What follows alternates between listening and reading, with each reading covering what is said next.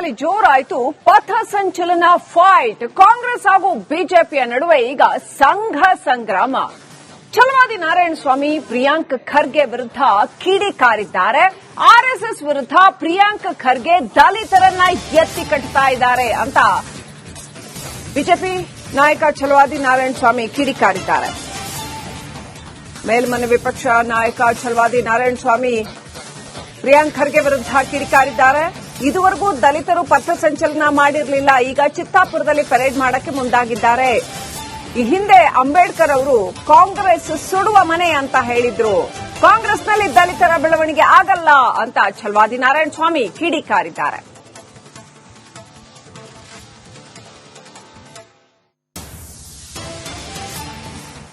ಕಲಬುರಗಿಯಲ್ಲಿ ಆರ್ಎಸ್ಎಸ್ ಪಥಸಂಚಲನ ವಿಚಾರವಾಗಿ ಬಹಳ ದೊಡ್ಡ ಮಟ್ಟದ ಸಂಘರ್ಷ ಶುರುವಾಗಿರ್ತಕ್ಕಂಥದ್ದು. ಈಗಾಗಲೇ ಕೋರ್ಟ್ ಕೂಡ ಶಾಂತಿ ಸಭೆಯನ್ನ ಮಾಡಿ ವರದಿಯನ್ನು ಕೊಡಿ ಅನ್ನೋ ಮಾತನ್ನು ಕೂಡ ಹೇಳಿದ್ದೆ.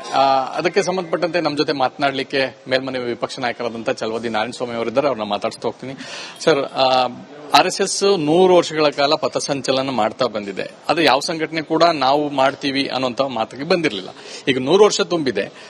ಈಗಾಗಲೇ ರಾಜ್ಯದ ಅನೇಕ ಕಡೆ ಪಥಸಂಚಲನ ಆಗಿದೆ. ಕೇವಲ ಕಲಬುರಗಿಯಲ್ಲಿ ಮಾತ್ರ ಮಾಡಲಿಕ್ಕೆ ಹೊರಟಾಗ ಈ ರೀತಿಯಾದಂತ ಚಿಂಚೋಳಿಯಲ್ಲಿ ಮಾಡುವಂತ ಸಂದರ್ಭದಲ್ಲಿ ಯಾಕೆ ಈ ರೀತಿಯಾದಂತ ಅಡ್ಡಗಾಲ ಆಗ್ತಾ ಇದೆ ಅಂತ ನೋಡಿ. ಇದು ಕ್ರಿಯೇಟೆಡ್ ಬೈ ಪ್ರಿಯಾಂಕಾ ಖರ್ಗೆ ಅಷ್ಟೇ, ನಥಿಂಗ್ ಎಲ್ಸ್. ನಾನೊಂದು ಮಾತನ್ನು ಹೇಳ್ತೀನಿ, ಆರ್ಎಸ್ಎಸ್ ಬಗ್ಗೆ ನಾನು ಉತ್ತರ ಕೊಡಬೇಕು ಅಂತ ನನಗನ್ಸೋದಿಲ್ಲ. ನೀವು ಕೇಳಿದ್ರಿಂದ ನಾನು ಉತ್ತರ ಕೊಡಲೇಬೇಕಾಗಿದೆ, ಕೊಡ್ತೇನೆ. 100 ವರ್ಷಗಳ ಕಾಲ ಅದು ಸಂಘಟನೆ ದೇಶದ ಪರವಾಗಿ ಕೆಲಸ ಮಾಡ್ತಾ ಬರ್ತಾ ಇದೆ. ಆ ಸಂದರ್ಭದಲ್ಲಿ ಪ್ರತಿ ವರ್ಷ ವಿಜಯದಶಮಿ ತಿಂಗಳಿನಲ್ಲಿ ಹಲವು ದಿನಗಳಲ್ಲಿ ಅವರು ಪಥಸಂಚಲನ ಮಾಡತಕ್ಕಂಥದ್ದು ಅಭ್ಯಾಸ ಮೊದಲಿಂದಲೂ ಕೂಡ ಇಟ್ಕೊಂಡಿದ್ದಾರೆ. ಸೊ ಅದು ಅವರ ಇದು. ಆದರೆ ನಾನು ಒಂದು ಹೇಳ್ತಕ್ಕಂಥದ್ದು, ದಲಿತ ಸಂಘಟನೆಗಳು ಯಾವೂ ಕೂಡ ಪಥಸಂಚಲನ ಮಾಡತಕ್ಕಂಥ ಅಭ್ಯಾಸ ಇಟ್ಕೊಂಡಿರಲಿಲ್ಲ. ಅದು ಅವರ ಪದ್ಧತಿಯೂ ಆಗಿರಲಿಲ್ಲ. ಆದರೆ ಪ್ರಿಯಾಂಕಾ ಖರ್ಗೆ ಅವರು ಕೆಲವರನ್ನ ಎತ್ತಿಕಟ್ಟಿ ಮಾಡಿಸ್ಲಿಕ್ಕೆ ಹೊರಟಿದ್ದಾರೆ. ನಾನು ಅದನ್ನು ಕೂಡ ಸ್ವಾಗತ ಮಾಡ್ತೇನೆ. ನನಗೆ ಅದರ ಬಗ್ಗೆನೂ ಬೇಸರ ಇಲ್ಲ. ಯಾವ ಸಂಘಟನೆಗಳು, ದಲಿತ ಸಂಘಟನೆಗಳು ಈ ರೀತಿಯ ಶಿಸ್ತಿನ ಒಂದು ಸಂಘಟನೆಯಾಗಿ ಬೆಳಿಬೇಕು ಅಂತ ಮಾನಸಿಕವಾಗಿ ಅವರು ಇದ್ರೆ ನನ್ನ ವಿರೋಧ ಇಲ್ಲ, ನನ್ನ ಬೆಂಬಲ ಇದೆ ಅವರಿಗೆ. ಯಾಕೆಂತಂದ್ರೆ ಅವರು ಕೂಡ ಶಿಸ್ತಿನ ಸಿಪಾಯಿಗಳಾಗಿ ಈ ದೇಶದಲ್ಲಿ ಇರಬೇಕು ಅನ್ನೋದೇ ನನ್ನ ಉದ್ದೇಶ. ಆದ್ರೆ ಒಂದೇನಂತಂದ್ರೆ, ಈ ಪ್ರಿಯಾಂಕಾ ಖರ್ಗೆ ಅವರು ಈ ರೀತಿ ಮಾಡಿದ್ದಕ್ಕೆ ಅವರನ್ನ ಮಾತುಗಳನ್ನು ಕೇಳಿಕೊಂಡು ಹೊಸ ಪದ್ಧತಿಗೆ ನಾಂದಿ ಆಡ್ತಕ್ಕಂಥದ್ದು ಇದು ಸರಿಯಾದ ಕ್ರಮ ಅಲ್ಲ. ಈಗ 70 ವರ್ಷಗಳ ಕಾಲ, 7 ದಶಕಗಳು, 70ರ ದಶಕದಲ್ಲಿ ಡಿಎಸ್ಎಸ್ ಹುಟ್ಟಿದ್ದು. ಇಲ್ಲಿಯವರೆಗೂ ಎಂತೆಂಥ ಹೋರಾಟಗಳನ್ನು ಮಾಡಿದೆ. ದಲಿತರ ಸಮಸ್ಯೆಗಳ ಪರಿಹಾರಕ್ಕಾಗಿ, ಅವರ ಬದುಕನ್ನ ಹಸನು ಮಾಡಲಿಕ್ಕಾಗಿ ದಲಿತ ಸಂಘಟನೆಗಳು ಬಹಳಷ್ಟು ಹೋರಾಟಗಳನ್ನು ಮಾಡಿದೆ. ಇವತ್ತು ನೋಡಿ, ಅವರನ್ನೆಲ್ಲ ದೂರ ಇಟ್ಟು ಬದಿಗಿಟ್ಟು ಇವರು ಮಾಡ್ತಾ ಇರತಕ್ಕಂಥ ಕೆಲಸ ಎಂಥದ್ದು? ಈಗ ಪ್ರಿಯಾಂಕಾ ಖರ್ಗೆ ಅವರಿಗೂ ಬೇಕಾದ ಒಂದು ಆರ್ಗನೈಸೇಷನ್ಗಳನ್ನು ಸೃಷ್ಟಿ ಮಾಡ್ಕೊಳ್ತಾ ಇದ್ದಾರೆ. ಅದು ಇವತ್ತಿಗೆ ಸೃಷ್ಟಿ ಆಗಬಾರದು. ನಾನು ಹೇಳೋದು, ಅವು ಸೃಷ್ಟಿ ಆಗಲಿ, ಬಹುಕಾಲ ಬದುಕಲಿ, ಚೆನ್ನಾಗಿ ಇನ್ನೂ ಆರ್ಗನೈಸ್ ಮಾಡಲಿ. ಬರೀ ಚಿತ್ತಾಪುರಕ್ಕೆ ಸೀಮಿತ ಆಗೋದು ಬೇಡ, ಗುಲ್ಬರ್ಗಾಗೆ ಸೀಮಿತ ಆಗಬೇಡಿ, ಇಡೀ ರಾಜ್ಯಕ್ಕೆ ಸೀಮಿತ ಆಗಿ ಎಲ್ಲರನ್ನೂ ಒಗ್ಗೂಡಿಸ್ಕೊಂಡು ದಲಿತರನ್ನೆಲ್ಲ ಒಗ್ಗೂಡಿಸತಕ್ಕಂಥ ಅವಶ್ಯಕತೆ ಇವತ್ತಿದೆ. ನ್ಯಾಯಾಲಯಕ್ಕೆ ಪ್ರತಿಯೊಬ್ಬರು ಗೌರವ ಕೊಡಬೇಕು. ನ್ಯಾಯಾಲಯದ ತೀರ್ಪನ್ನ ವಿರೋಧಿಸತಕ್ಕಂಥದ್ದು ಬಾಬಾ ಸಾಹೇಬ್ ಅಂಬೇಡ್ಕರ್ ರವರ ಸಂವಿಧಾನವನ್ನ ಅಂಬೇಡ್ಕರ್ ಸಾಹೇಬರನ್ನ ವಿರೋಧಿಸಿದಂತೆ ಅನ್ನೋದೇ ನನ್ನ ವಾದ. ಇದಿಷ್ಟು ಮೇಲ್ಮನೆ ವಿಪಕ್ಷ ನಾಯಕರಾದಂತಹ ಛಲವಾದಿ ನಾರಾಯಣಸ್ವಾಮಿ ಅವರ ಮತ್ತು ಕ್ಯಾಂಪ್ ಪರ್ಸನ್ ಸದಾನಂದ ಜೊತೆ ಚಂದ್ರಶೇಖರ್, ರಿಪಬ್ಲಿಕ್ ಕನ್ನಡ, ಬೆಂಗಳೂರು.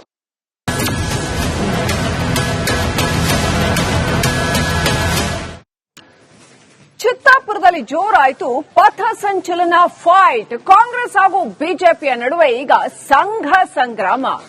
ಛಲವಾದಿ ನಾರಾಯಣಸ್ವಾಮಿ ಪ್ರಿಯಾಂಕ್ ಖರ್ಗೆ ವಿರುದ್ಧ ಕಿಡಿಕಾರಿದ್ದಾರೆ.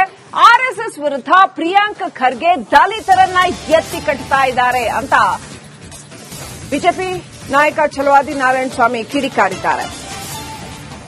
ಮೇಲ್ಮನೆ ವಿಪಕ್ಷ ನಾಯಕ ಛಲವಾದಿ ನಾರಾಯಣಸ್ವಾಮಿ ಪ್ರಿಯಾಂಕ್ ಖರ್ಗೆ ವಿರುದ್ಧ ಕಿಡಿಕಾರಿದ್ದಾರೆ. ಇದುವರೆಗೂ ದಲಿತರು ಪಥ ಸಂಚಲನ ಮಾಡಿರಲಿಲ್ಲ, ಈಗ ಚಿತ್ತಾಪುರದಲ್ಲಿ ಪರೇಡ್ ಮಾಡಕ್ಕೆ ಮುಂದಾಗಿದ್ದಾರೆ. ಈ ಹಿಂದೆ ಅಂಬೇಡ್ಕರ್ ಅವರು ಕಾಂಗ್ರೆಸ್ ಸುಡುವ ಮನೆ ಅಂತ ಹೇಳಿದ್ರು. ಕಾಂಗ್ರೆಸ್ನಲ್ಲಿ ದಲಿತರ ಬೆಳವಣಿಗೆ ಆಗಲ್ಲ ಅಂತ ಛಲವಾದಿ ನಾರಾಯಣಸ್ವಾಮಿ ಕಿಡಿಕಾರಿದ್ದಾರೆ.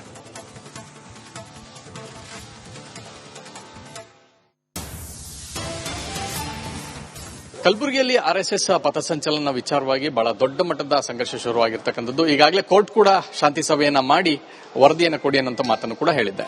ಅದಕ್ಕೆ ಸಂಬಂಧಪಟ್ಟಂತೆ ನಮ್ಮ ಜೊತೆ ಮಾತನಾಡಲಿಕ್ಕೆ ಮೇಲ್ಮನೆ ವಿಪಕ್ಷ ನಾಯಕರಾದಂತಹ ಛಲವಾದಿ ನಾರಾಯಣಸ್ವಾಮಿ ಅವರಿದ್ದಾರೆ. ಅವ್ರನ್ನ ಮಾತಾಡಿಸ್ತಾ ಹೋಗ್ತೀನಿ. ಸರ್, ಆರ್ಎಸ್ಎಸ್ 100 ವರ್ಷಗಳ ಕಾಲ ಪಥಸಂಚಲನ ಮಾಡ್ತಾ ಬಂದಿದೆ. ಅದು ಯಾವ ಸಂಘಟನೆ ಕೂಡ ನಾವು ಮಾಡ್ತೀವಿ ಅನ್ನೋಂಥ ಮಾತಿಗೆ ಬಂದಿರಲಿಲ್ಲ. ಈಗ 100 ವರ್ಷ ತುಂಬಿದೆ. ಈಗಾಗಲೇ ರಾಜ್ಯದ ಅನೇಕ ಕಡೆ ಪಥಸಂಚಲನ ಆಗಿದೆ. ಕೇವಲ ಕಲಬುರಗಿಯಲ್ಲಿ ಮಾತ್ರ ಮಾಡಲಿಕ್ಕೆ ಹೊರಟಾಗ ಈ ರೀತಿಯಾದಂತ ಚಿಂಚೋಳಿಯಲ್ಲಿ ಮಾಡುವಂತ ಸಂದರ್ಭದಲ್ಲಿ ಯಾಕೆ ಈ ರೀತಿಯಾದಂತ ಅಡ್ಡಗಾಲ ಆಗ್ತಾ ಇದೆ ಅಂತ ನೋಡಿ. ಇದು ಕ್ರಿಯೇಟೆಡ್ ಬೈ ಪ್ರಿಯಾಂಕಾ ಖರ್ಗೆ ಅಷ್ಟೇ, ನಥಿಂಗ್ ಎಲ್ಸ್. ನಾನೊಂದು ಮಾತನ್ನ ಹೇಳ್ತೀನಿ, RSS ಬಗ್ಗೆ ನಾನು ಉತ್ತರ ಕೊಡಬೇಕು ಅಂತ ನನಗನ್ಸೋದಿಲ್ಲ. ನೀವು ಕೇಳಿದ್ರಿಂದ ನಾನು ಉತ್ತರ ಕೊಡಲೇಬೇಕಾಗಿದೆ, ಕೊಡ್ತೇನೆ. 100 ವರ್ಷಗಳ ಕಾಲ ಅದು ಸಂಘಟನೆ ದೇಶದ ಪರವಾಗಿ ಕೆಲಸ ಮಾಡ್ತಾ ಬರ್ತಾ ಇದೆ. ಆ ಸಂದರ್ಭದಲ್ಲಿ ಪ್ರತಿ ವರ್ಷ ವಿಜಯದಶಮಿ ತಿಂಗಳಿನಲ್ಲಿ ಹಲವು ದಿನಗಳಲ್ಲಿ ಅವರು ಪಥಸಂಚಲನ ಮಾಡತಕ್ಕಂಥದ್ದು ಅಭ್ಯಾಸ ಮೊದಲಿಂದಲೂ ಕೂಡ ಇಟ್ಕೊಂಡಿದ್ದಾರೆ. ಸೊ ಅದು ಅವರ ಇದು. ಆದರೆ ನಾನು ಒಂದು ಹೇಳ್ತಕ್ಕಂಥದ್ದು, ದಲಿತ ಸಂಘಟನೆಗಳು ಯಾವೂ ಕೂಡ ಪಥಸಂಚಲನ ಮಾಡತಕ್ಕಂಥ ಅಭ್ಯಾಸ ಇಟ್ಕೊಂಡಿರಲಿಲ್ಲ. ಅದು ಅವರ ಪದ್ಧತಿಯೂ ಆಗಿರಲಿಲ್ಲ. ಆದರೆ ಪ್ರಿಯಾಂಕಾ ಖರ್ಗೆ ಅವರು ಕೆಲವರನ್ನ ಎತ್ತಿಕಟ್ಟಿ ಮಾಡಿಸ್ಲಿಕ್ಕೆ ಹೊರಟಿದ್ದಾರೆ. ನಾನು ಅದನ್ನು ಕೂಡ ಸ್ವಾಗತ ಮಾಡ್ತೇನೆ. ನನಗೆ ಅದರ ಬಗ್ಗೆನೂ ಬೇಸರ ಇಲ್ಲ. ಯಾವ ಸಂಘಟನೆಗಳು, ದಲಿತ ಸಂಘಟನೆಗಳು ಈ ರೀತಿಯ ಶಿಸ್ತಿನ ಒಂದು ಸಂಘಟನೆಯಾಗಿ ಬೆಳಿಬೇಕು ಅಂತ ಮಾನಸಿಕವಾಗಿ ಅವರು ಇದ್ರೆ ನನ್ನ ವಿರೋಧ ಇಲ್ಲ, ನನ್ನ ಬೆಂಬಲ ಇದೆ ಅವರಿಗೆ. ಯಾಕೆಂತಂದ್ರೆ ಅವರು ಕೂಡ ಶಿಸ್ತಿನ ಸಿಪಾಯಿಗಳಾಗಿ ಈ ದೇಶದಲ್ಲಿ ಇರಬೇಕು ಅನ್ನೋದೇ ನನ್ನ ಉದ್ದೇಶ. ಆದ್ರೆ ಒಂದೇನಂತಂದ್ರೆ, ಈ ಪ್ರಿಯಾಂಕಾ ಖರ್ಗೆ ಅವರು ಈ ರೀತಿ ಮಾಡಿದ್ದಕ್ಕೆ ಅವರನ್ನ ಮಾತುಗಳನ್ನು ಕೇಳಿಕೊಂಡು ಹೊಸ ಪದ್ಧತಿಗೆ ನಾಂದಿ ಆಡ್ತಕ್ಕಂಥದ್ದು ಇದು ಸರಿಯಾದ ಕ್ರಮ ಅಲ್ಲ. ಈಗ 70 ವರ್ಷಗಳ ಕಾಲ, 7 ದಶಕಗಳು, 70ರ ದಶಕದಲ್ಲಿ DSS ಹುಟ್ಟಿದ್ದು. ಇಲ್ಲಿಯವರೆಗೂ ಎಂತೆಂಥ ಹೋರಾಟಗಳನ್ನು ಮಾಡಿದೆ. ದಲಿತರ ಸಮಸ್ಯೆಗಳ ಪರಿಹಾರಕ್ಕಾಗಿ, ಅವರ ಬದುಕನ್ನು ಹಸನು ಮಾಡಲಿಕ್ಕಾಗಿ ದಲಿತ ಸಂಘಟನೆಗಳು ಬಹಳಷ್ಟು ಹೋರಾಟಗಳನ್ನು ಮಾಡಿದೆ. ಇವತ್ತು ನೋಡಿ, ಅವರನ್ನೆಲ್ಲ ದೂರ ಇಟ್ಟು ಬದಿಗಿಟ್ಟು ಇವರು ಮಾಡ್ತಾ ಇರತಕ್ಕಂಥ ಕೆಲಸ ಎಂಥದ್ದು? ಈಗ ಪ್ರಿಯಾಂಕಾ ಖರ್ಗೆ ಅವರಿಗೆ ಬೇಕಾದ ಒಂದು ಆರ್ಗನೈಸೇಷನ್ಗಳನ್ನು ಸೃಷ್ಟಿ ಮಾಡ್ಕೊಳ್ತಾ ಇದ್ದಾರೆ. ಅದು ಇವತ್ತಿಗೆ ಸೃಷ್ಟಿ ಆಗಬಾರದು. ನಾನು ಹೇಳೋದು, ಅವು ಸೃಷ್ಟಿ ಆಗಲಿ, ಬಹುಕಾಲ ಬದುಕಲಿ, ಚೆನ್ನಾಗಿ ಇನ್ನೂ ಆರ್ಗನೈಸ್ ಮಾಡಲಿ. ಬರೀ ಚಿತ್ತಾಪುರಕ್ಕೆ ಸೀಮಿತ ಆಗೋದು ಬೇಡ, ಗುಲ್ಬರ್ಗಾಗೆ ಸೀಮಿತ ಆಗಬೇಡಿ, ಇಡೀ ರಾಜ್ಯಕ್ಕೆ ಸೀಮಿತ ಆಗಿ ಎಲ್ಲರನ್ನೂ ಒಗ್ಗೂಡಿಸ್ಕೊಂಡು ದಲಿತರನ್ನೆಲ್ಲ ಒಗ್ಗೂಡಿಸತಕ್ಕಂಥ ಅವಶ್ಯಕತೆ ಇವತ್ತಿದೆ. ನ್ಯಾಯಾಲಯಕ್ಕೆ ಪ್ರತಿಯೊಬ್ಬರು ಗೌರವ ಕೊಡಬೇಕು. ನ್ಯಾಯಾಲಯದ ತೀರ್ಪನ್ನ ವಿರೋಧಿಸತಕ್ಕಂಥದ್ದು ಬಾಬಾ ಸಾಹೇಬ್ ಅಂಬೇಡ್ಕರ್ ರವರ ಸಂವಿಧಾನವನ್ನ ಅಂಬೇಡ್ಕರ್ ಸಾಹೇಬರನ್ನ ವಿರೋಧಿಸಿದಂತೆ ಅನ್ನೋದೇ ನನ್ನ ವಾದ.